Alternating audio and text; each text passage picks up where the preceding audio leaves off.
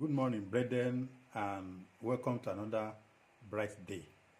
We want to thank God for the just concluded Easter festivity, and I pray that His death and resurrection will not be in vain in our lives.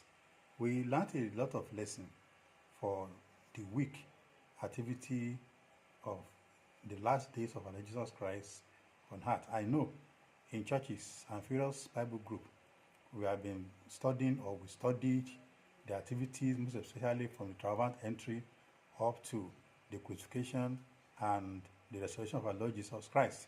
And throughout the period, there are a lot of lessons that we need to remind ourselves and to guide us even in our daily living.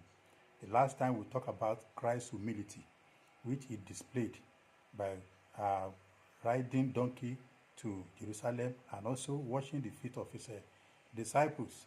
And today again, we draw another lesson of Christian leadership.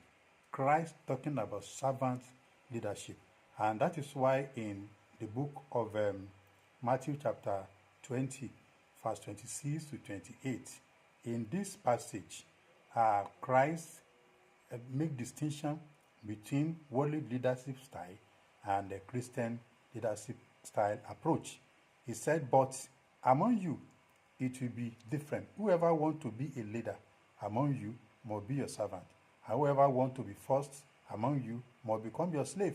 For even the Son of Man came not to be served, but to serve others, and to give his life as ransom for others. He emphasized servant leadership. He washed the feet of his disciples. And at some time, the mother of two disciples came to him and requesting that I want one to sit at the right hand of Christ and the other at the left hand of Christ when he gets to heaven.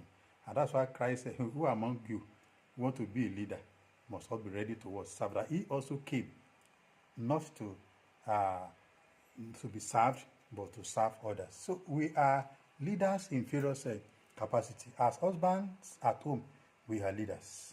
Even as wives at home, we may be leaders to some mates that are working for us. Even as an employer, we are leaders.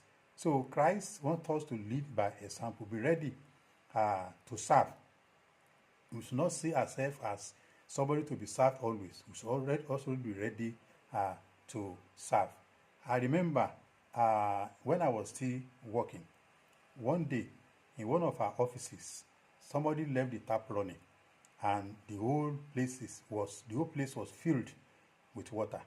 The staff gathered and they continued laying blame on one another.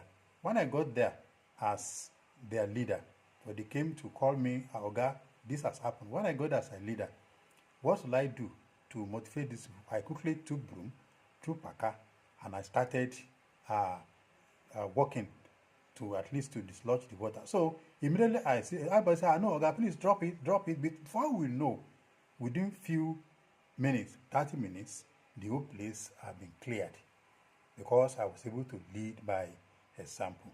So wherever we find ourselves as leader, let us lead as an example. Let us also be ready to serve. So the charge to you today as you go is that your style of leadership must be different from that of the world.